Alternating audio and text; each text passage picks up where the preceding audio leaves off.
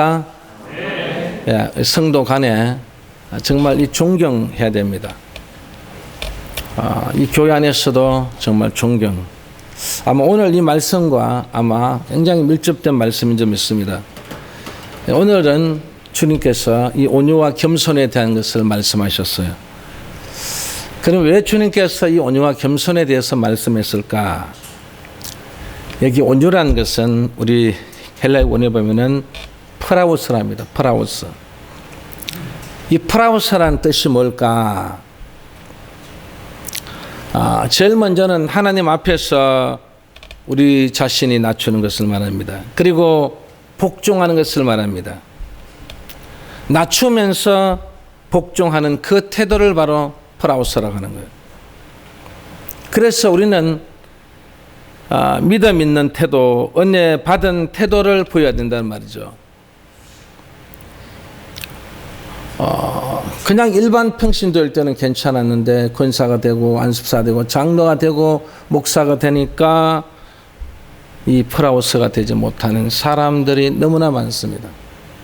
오늘 이 자리에 참석한 여러분은 정말 진정한 이 프라우스가 되기를 주의 이름으로 축원합니다.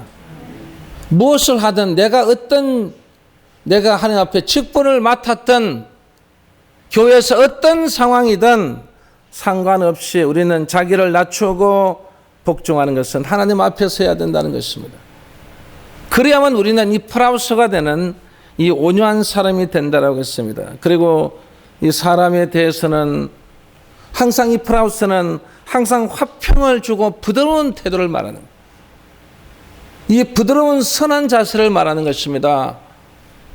이 사람이 나타나면 화평을 가져다 주고 이 사람만 나타나면 정말 우리 모두가 함께 이 부드러운 정말 이런 가정이 되고 교회가 된다면 이것은 진정한 프라우스가 될 수 있습니다. 그래서 우리는 이 화평을 가지고서 화평을 함께 나눌 수 있는 이런 공동체가 되기를 주의 이름으로 축원합니다. 그래서 어려운 일이 있어도 우리는 인내하며 견디는 사람들, 정말 어떤 면에서는 지금 이 상황에서 우리가 인내하고 우리가 견뎌내야 될 점 있습니다. 아마 어려운 상황들이 계속 지속될 것입니다. 그런데 이 프라우스라는 것은 인내하고 계속해서 우리가 이겨내. 우리가 끈기 있게 우리는 어떻게 해요? 견뎌내야 된다는 거죠. 그래서 우리는 어떤 사람의 악행을 우리가 드러내거나 우리가 꼬집어 비난하지 않는 이런 사람을 바로 프라우스라고 합니다. 우리 성경에도 이런 내용이 있습니다. 이 민수기 12장에 보면 이 모세가 이 구스 여인에게 장가를 갔어요. 이 피부색이 까맣습니다. 이 누이인 미리암과 형 아론이 같이 모세를 비방했습니다. 그중에 이 누이 미리암이 더 비방을 했습니다.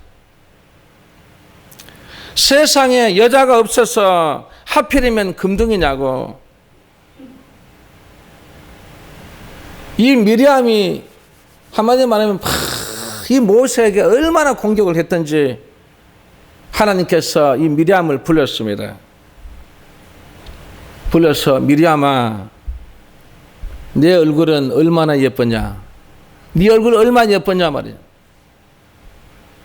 구스 여인이 내 올케가 되는 것이 무엇이 그렇게 못마땅하단 말인가? 내가 허락했는데, 내가 좋다고 했는데, 내가 허락했는데 너 왜 그렇게 열받아?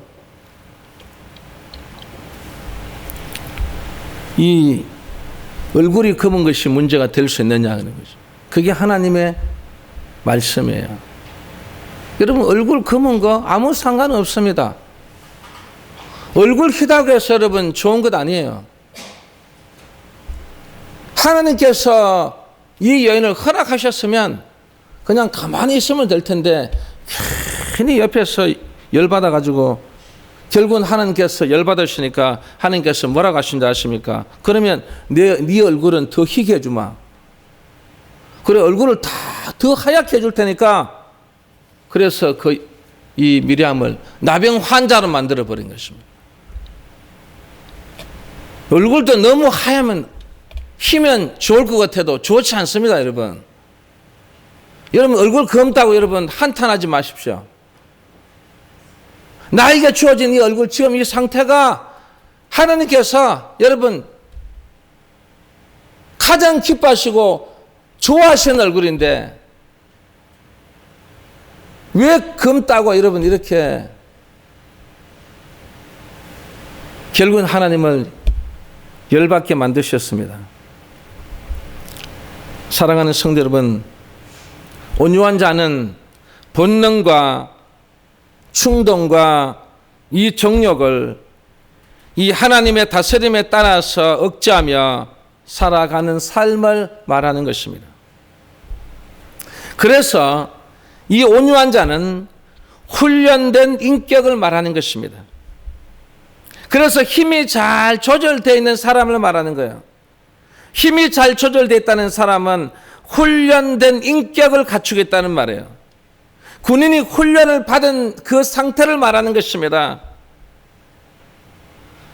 그래서 유익한 목적을 위해서 사용해야 된다는 것입니다. 그래서 예수님께서 이 온유를 말씀하신 것입니다. 그런데 온유하지 못하다는 것은 폭발한다는 의미가 있습니다. 우리를 조종하는 힘이 폭발할 때 여러분 폭발하면 어떻게 됩니까? 모든 것이 부서져 버립니다. 그 상태가 아니라는 것입니다. 완전히 흐트러져 버린다는 것입니다. 완전히 혼란에 빠진다는 것입니다. 그래서 주님은 이 온유를 말씀하신 것입니다. 그래서 여러분은 폭발하면 안 됩니다. 정말 훈련된 인격 속에서 유익한 목적을 위해서 살아갈 수 있는 여러분들이 될 수 있기를 주의 이름으로 축원합니다. 그리고 온유한 자는 하나님께 대한 전적인 순복이며 이 원칙에 대한 충실한 자를 말합니다. 여러분, 이 원칙에 대한 이 충실한 자. 그래서 사도 바울은 예수님의 온유하심에 따라서 이 원칙에 대한 충실한 자를 뭐라고 말하면은 제일 먼저는 듣고, 두 번째는 말하고, 세 번째는 실천하는 것이라고 했습니다. 여러분 잘 들어야 됩니다. 듣는 것을 정확하게 듣지 못하고서 나중에는 비방하는 것입니다. 아니 목사님 설교 어떻게 왜 그런 설교를 하십니까? 그래서 나중에 다시 동영상을 틀어보니까 자기가 잘못 들은 것입니다. 오늘 이 자리에 참석한 우리 사랑하는 성도 여러분, 정말 원칙에 대한 충실한 자가 되기 위해서는요, 제일 먼저 잘 들으시기 바랍니다. 하나님의 음성도 세미한 음성을 잘 듣지 못해서 그걸 착각하는 거예요, 여러분. 여러분 잘못 들으면 안 됩니다. 그 하나님께서 하시는 그 말씀을 그대로 듣고 그대로 정하고 그대로 따르고 그대로 우리가 살아가야 되는 것입니다. 그리고 두 번째는 이 원칙에 대한 이 충실한 자는 말을 잘해야 됩니다. 이 속에서 말을 내뱉을 때는 여러분은 책임을 가지세요. 책임을 져야 된다 이 말이에요. 그래서 말 한마디 하는 그 자체도 신중하게 해야 되고 그 말이 우리에게 유익을 가져다 줘야 되고 그 말이 원칙에 대한 충실한 자의 말이 돼야 된다는 말이에요. 그 어떤 사람들 보면 말이 너무 가볍다, 너무 말이 많다, 이 말을 저 말을 하면 안 될 텐데 왜 저런 말을 할까? 그런 사람들 많이 있지 않습니까? 그 말은 내뱉으면 안 된다는 것입니다. 한마디를 하더라도 여러분들에게 감동을 주고 한마디를 해도 힘이 있고 그 한마디를 해도 책임을 질 수 있고 그 한마디를 해도 하나님께서 봤을 때 진짜 그만 인정한다, 인정. 그래서 어떤 사람은 매일같이 말하는 거 보면은 부정적인 말, 나는 왜 이렇게 살까? 나는 왜 이렇게 안 될까? 나는 왜 이렇게 복을 못 받을까? 나는 죽고 싶다든지. 이것은 원칙에 대한 충실한 자가 아니에요. 하나님을 믿는 사람은 우리는 하나님의 도움을 받는 사람이에요. 하나님의 사랑을 받는 사람이에요. 왜일까요? 우리는 하나님의 자녀이기 때문에. 믿으십니까? 자녀는 자녀답게 살아야 됩니다. 자녀답게 여러분 하나님의 보호를 받지만 지금은 힘들지만 그러나 나는 하나님의 보호 속에서 살기 때문에 언젠가는 하나님께서 우리에게 큰 복을 주실 것이다. 말에 대한 이 책임, 말에 대한 것들, 이것은 굉장히 중요한 것입니다. 그러면 우리가 듣고 말하는 것만 중요한 게 아니에요. 세 번째는 실천해야 된다는 것입니다. 실천이 없는 것은 우리의 삶 속에서 의미가 없는 것입니다. 여러분 그냥 이 하나님의 성전에 와서 예배만 드리고 이 모든 것이 했다고 해서 여러분 실천에 옮긴 게 아니에요. 앞으로 여기서 예배를 드렸으면 여러분은 실천에 옮겨야 되는 것입니다. 가정에서, 직장에서, 어디에서나 여러분 우리는 정말 이 실천의 존재가 되어야 된다는 거죠. 그래야만 우리는 어떤 사람이다 원칙에 대한 충실한 자가 된다는 것입니다. 이게 바울이 말한 거예요. 그래서 여러분들은 우리는 항상 듣는 거 잘 들어야 말도 책임을 질 수 있는 말을 해야 되고 그리고 실천에 옮길 수 있는 실천할 수 있는 여러분들 될 수 있기를 주의 이름으로 축원합니다. 그리고 온유한 자는 자기를 희생하는 사랑의 온유자를 말합니다. 온유한 자는 자기를 희생하는 그래서 온유한 자가 바로 예수 그리스도십니다. 그래서 그분께서 우리를 위해서 희생했지 않습니까? 그 희생하는 그 속에는 무엇이 있다고요? 사랑이 들은 그 사랑이 있는 거예요. 그 자식을 위해서 희생하는 것처럼 정말 그 속에 희생하는 속에 그 주님의 사랑이 그 속에 포함되어 있다는 것입니다. 그래서 우리가 이 영혼들을 사랑하고 정말 이 진정한 이 애정 속에서 우리들을 계속 가꾸어줘 우리에게 여러분 보세요. 먹을 게 없으면 먹을 것 주죠. 아프면 아픈 것을 치료해 주시죠. 그리고 무언가 마음에 상처받은 그 상처를 삼해 주시는 것 아닙니까? 이것이 바로 뭐라고요? 온유한 자.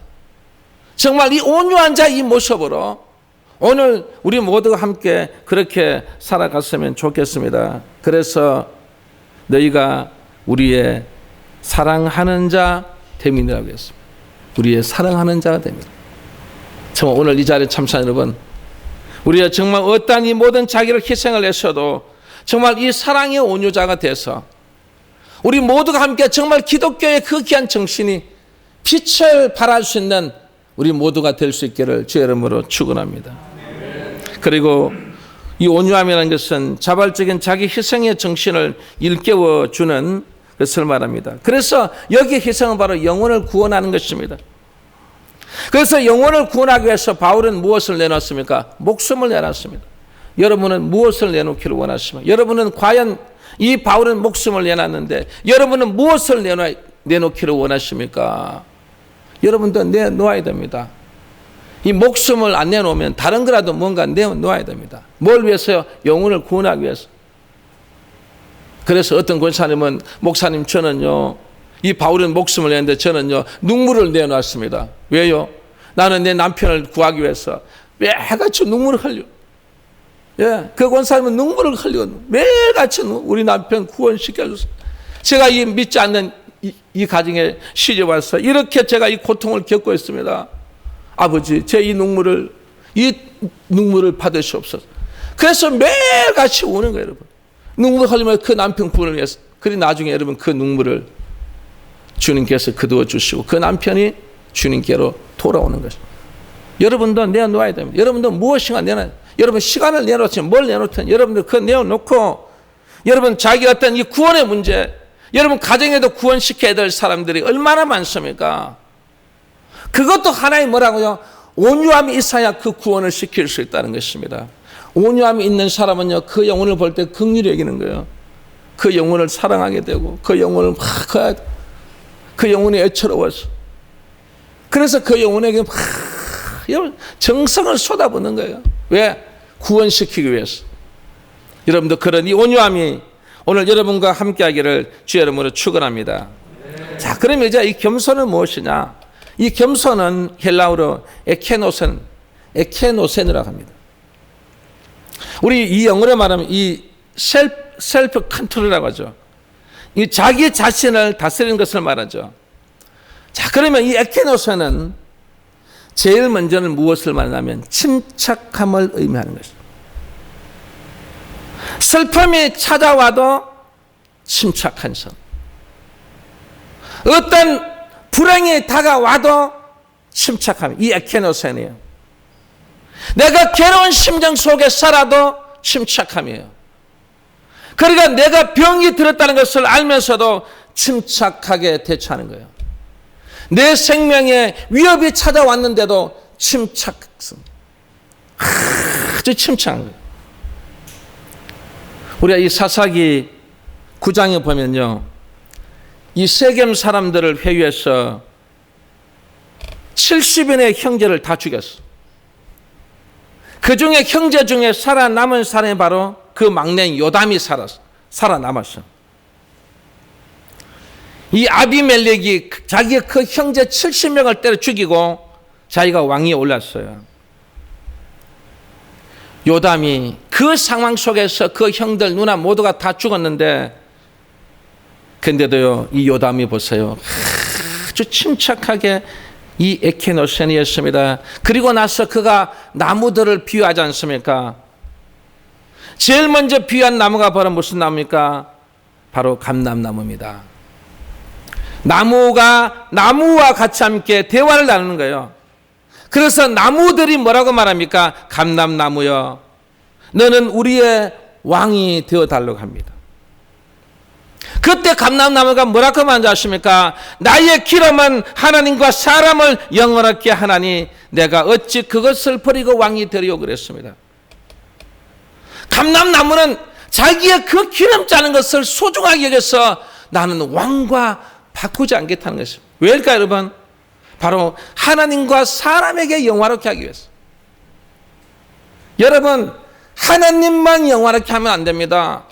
사람도 영화롭게 해야 됩니다. 가정에서 아내에게 잘해주는 그 자체가 영화로운 것입니다. 아내가 남편에게 잘하는 것도 영화로운 것입니다.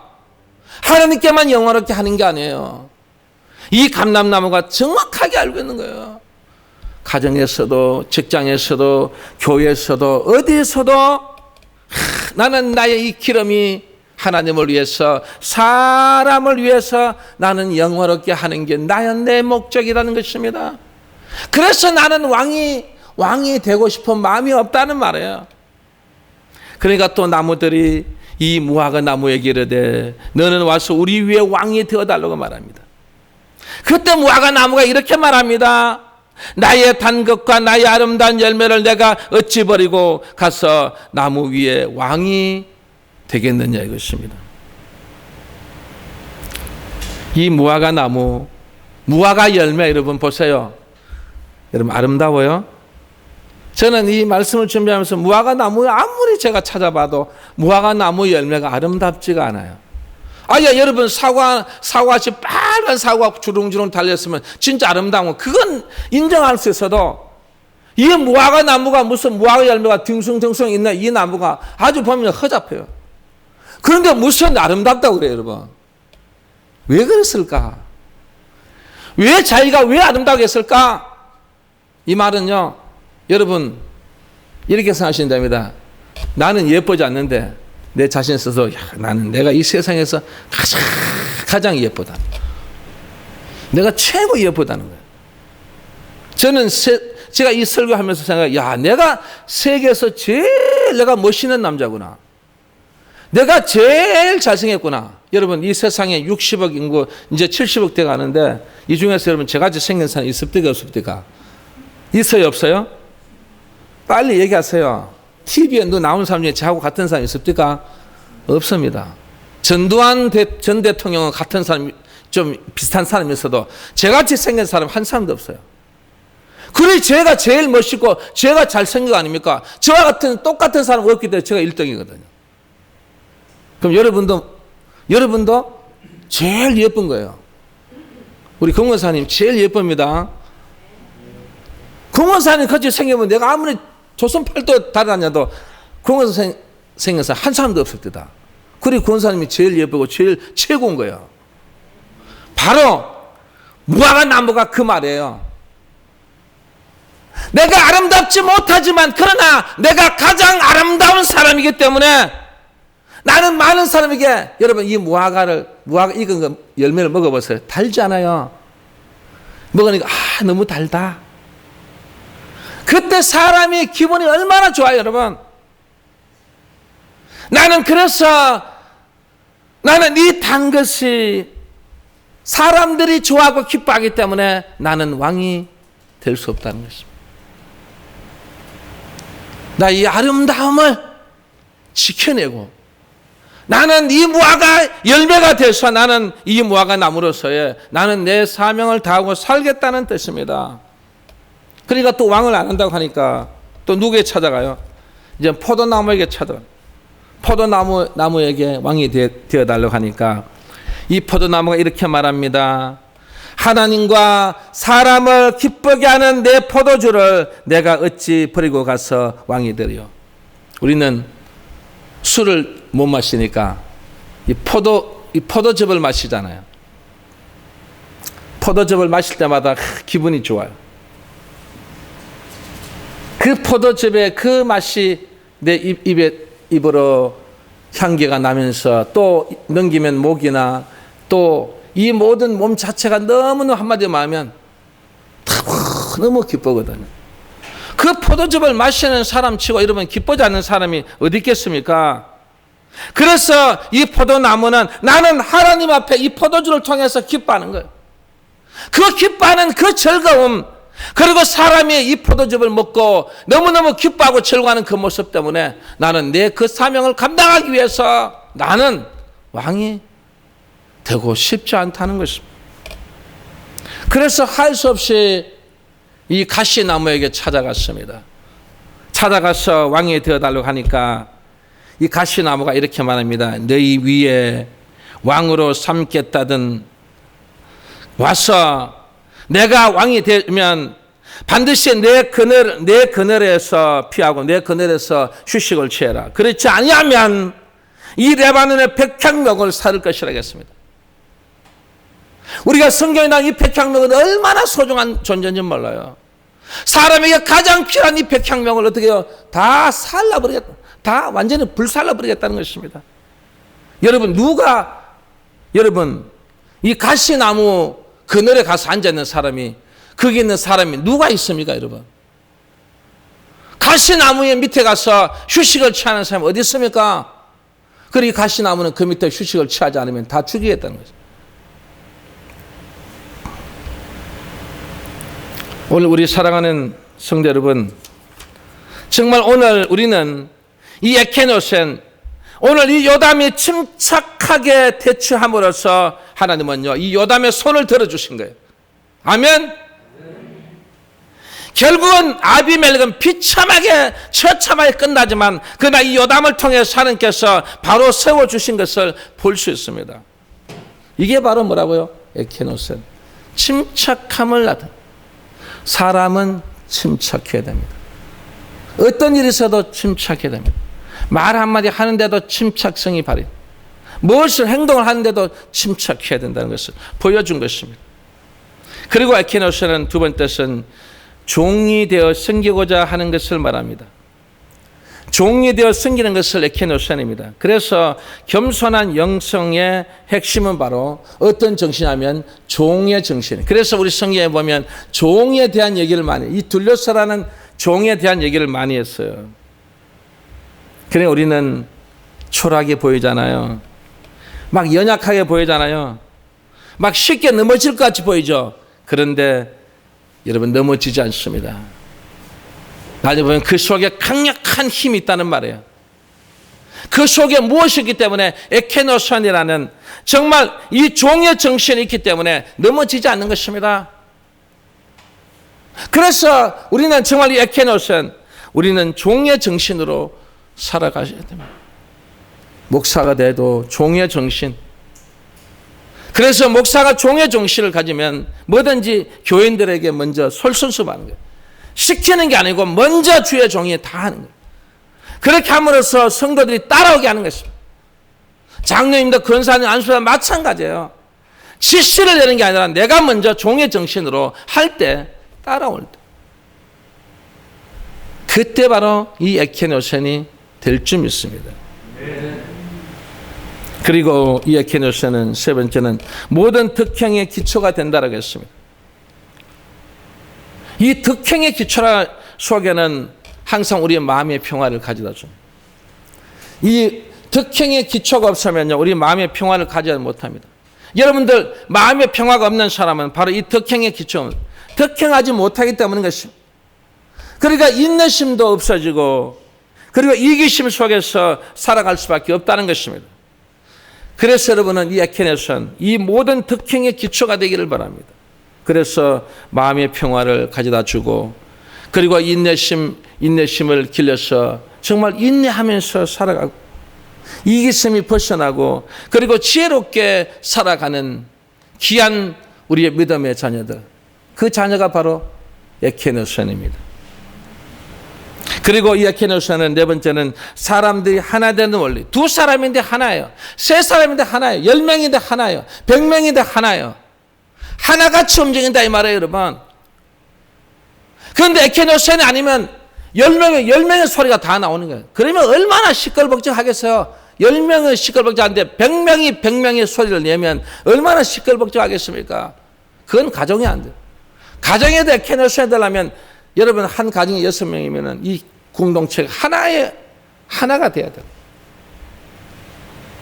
하나가 되는 이런 가정은 가장 행복한 가정이에요. 교회도 마찬가지예요. 여기 앉는 여러분들이 하나가 되어보세요. 에케네손만 되면 하나가 됐을 때 정말 우리는 어떻게 해요? 하나의 모든 것. 하나의 공동. 장로님 무슨 말씀하면 그대로 따라가는 거예요. 권사님 말은 그대로 따라가는 거예요. 목사님 말은 그대로 따라가는 거예요. 그런데 이 말하면 이 말 들어내고 이 말을 반다고. 여러분 이름이 에케네손이 아닙니다. 주님께서 이 겸손에 대한 에케네손을 말씀하실 때는 우리 사람들이 하나가 되는 거예요. 그래서 예수님의 12제자가 하나가 되라는 것입니다. 70인 공동체가 하나가 되라는 것입니다. 초대 교회들마다 전부 하나가 되라는 것입니다. 우리 한국 교회도 하나가 되어야 됩니다. 하나가 안 되니까 문제가 되는 거예요, 여러분. 하나가 안 되니까 힘이 없는 거예요, 여러분. 하나가 돼야 돼요.